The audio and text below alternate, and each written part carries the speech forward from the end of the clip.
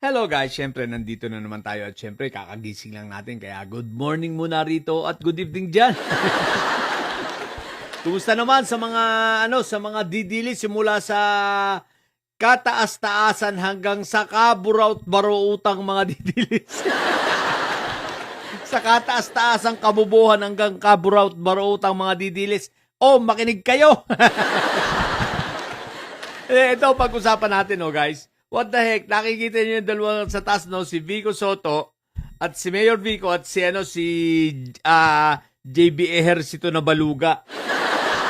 Guys, ang pangyayari sa pagkaka-raid sa KTV nitong si Mike Diferenciano si Bembang Man, no?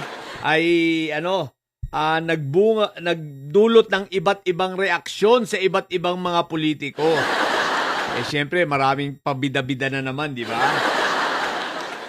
Ang tanong ganito, habang si Mayor Vico ipinasara ng tuluyan ang KTV, nag-issue na ito ng closure order, So, pinasara ng tuluyan at pinatigil na ang KTV bar na ito, pati yung Blue Hotel, nitong mga negosyo ni Mike Diferencia aka Bengbang Man.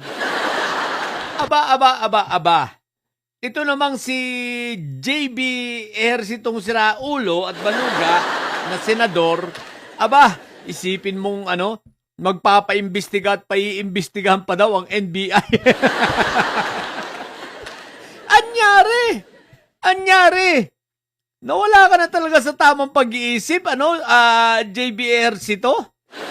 Isipin mo, nakapagligtas ng 54 na mga babae, na iligtas sa human trafficking at sa mga prostitusyon, tapos nabisto ang mga paggamit ng mga droga doon, mga drug den, tapos ngayon ang gusto mo paiimbestigahan pa ang NBI. Iimbestigahan daw ang NBI, magsasayang pa ng pera sa Senado. What the heck? Hoy, JB, siraulo ka na ba talaga? Ikaw ba'y talagang senador na siraang ulo? O wala ka na lang magawa sa buhay? Bakit ang hindi mo unahin yung pag-iimbestiga mo na napakatagal nang nakabinbin sa'yo sa lamesa mo bilang chairman ng Ethics Committee ng Senado? Ang daming complaint dyan. Hindi mo nga ma-actionan itong kay Quick Melt. Di ba? Hindi mo ma-actionan itong complaint kay Quick Melt. Hindi mo ma-actionan itong complaint kay Bato, di ba? Na hanggang ngayon ang kapal ng muka, sumesweldo. Si Quick Melt, ano na nangyari? Binaliwala mo lang yung mga complaints doon, nakalatag sa mesa mo, pero dahil kasamaan mo? So ano ba mangyayari dyan sa ethics committee na yan? Tapos ngayon magbibida-bida ka paiimbestigahan mo pa NBI? What the heck? Bagamat wala namang mangyayari sa mga investigasyon na ganyan, ang ibig ko lang sabihin, ano ba itong mga to nasa tamang pag-iisip? Ayaw ng matinong Pilipinas? Bakit? Number 1 parokyano ka ba ni Mike Diferencia? Alam nyo guys, yung San Juan at Pasig, EDSA lang ang pagitan yan. EDSA lang ang pagitan yan. Tapos yung Ugong Pasig, napakalapit yan sa San Juan. Kasi parting Ortigas na yan. Malamang-lamang. Nagagalit si JB Ejercito dahil malamang number 1 parokyano ito Simple lang. Baka naman ikaw ay isa sa mga politikong parokyano ni Mike Diferencia aka Bembang Man Tanong lang po, senator na magiting naming senador, no? At isa sa mga pinakamagaling na senador ng Pilipinas. Isipin mo, magpapaimbestiga pa. Bakit? Wala ka nang mapupuntahang iba. Malamang ito si Senator JB may sariling kwarto na ron no? Nasira na ang ulo, magpapatawag ng investigasyon sa NBI. What the heck? Habang si Mayor Vico Soto, pinasara na nga ngayon. Baka gusto mong ipatawag na rin si Mayor Vico at itanong kung bakit pinasara.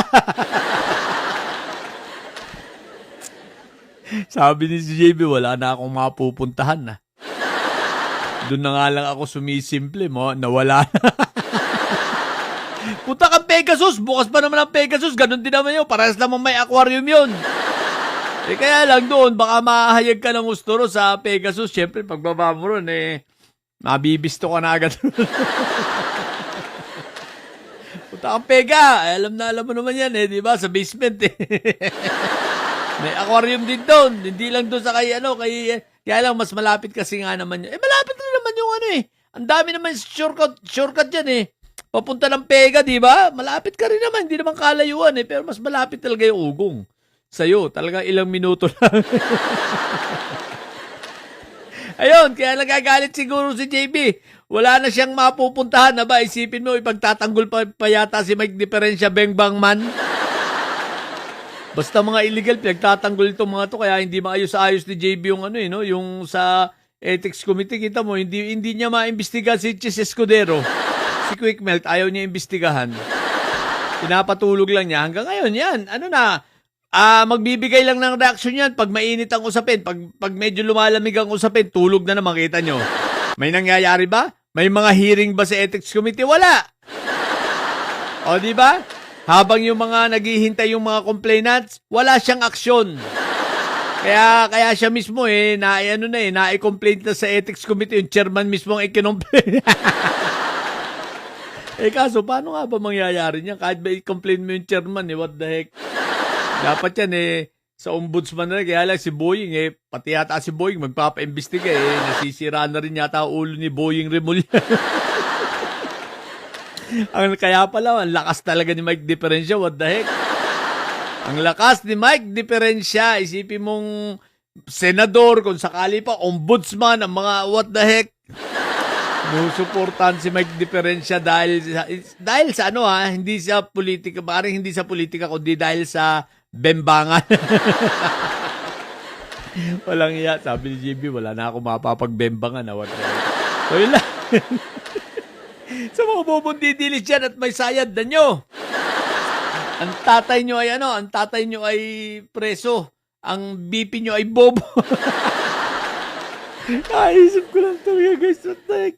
Ang daming pwedeng gawin nito si JB. Hindi unahin yung mga hearing sa Ethics Committee, no? Naisip pang ang gusto pa magpapaimbestiga sa NBI, kaya iimbestiga ng NBI dahil sa raid din sa KTV, what the heck? Ay, nako guys, wag na tayong uulit sa mga ito, mga siraulo talaga. Tingnan natin, lalo na pagdating sa impeachment ko, ano magiging nito O, ito nga pala si JB JB, ang dami mong sinisilip. Bakit? Pumirma ka na ba sa partial report ng Blue Ribbon Committee? Ha? Hindi ka pa nga rin pumipirma dun Tapos ang dami, may pahiring-hiring ka pa. Gusto mo pa silipin yung sa KTV. Tapos nagsasalita ka pa. Nung nakataka si Saldico, salita na naman to. Marami raw ibubulgar sana sa flood control. What the heck? Tumigil ka nga. Ayaw mo nga pumirma dun sa partial report ng Blue Ribbon Committee. May nalalaman ka pang flood control na maraming ibubulgar. Tut mo. What the heck? Kapal ng mukha nito ni JB. Yun lang. Bye!